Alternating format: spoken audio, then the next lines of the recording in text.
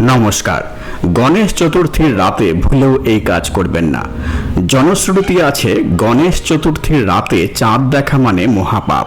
যিনি চাঁদ দেখবেন তার উপরে কুপিত হবেন সিদ্ধিদাতা স্বয়ং।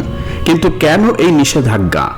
পৌরাণিক কাহিনী অনুযায়ী একবার গণেশ তার বাহন মুশিকের উপর সওয়ার হয়ে চাঁদনি রাতে পার্বত্য পথে ভ্রমণ করছিলেন। এমন সময় পথে একটা সাপ দেখে তার বাহক ভয় পেয়ে লাফিয়ে ওঠে এবং তার পিঠে সওয়ার গণেশের ভারসাম্য নষ্ট হয়ে যায়।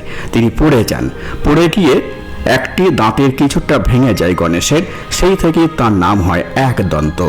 পড়ে গিয়ে গণেশ চোখ ঘুরিয়ে দেখে তাকে কেউ দেখেছে কিনা। ঠিক তখনই তার কানে এক অট্টহাস্যের শব্দ আসে।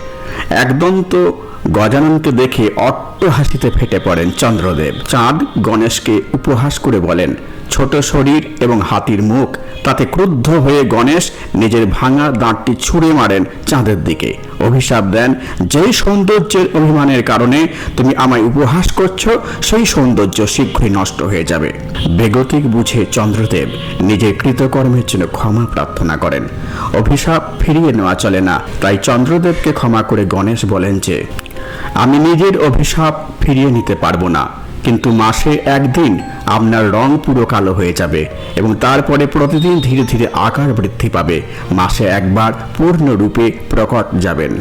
এখানে থেমে না থেকে গণেশ একটি শর্ত আরোপ করে বলেন, আমার অভিশাপের কারণে আপনি দেখা অবশ্যই পাবেন, তবে গণেশ চতুর্থীর দিনে যে ভক্ত আপনার দর্শন করবে সে অশুভ ফল লাভ করবে।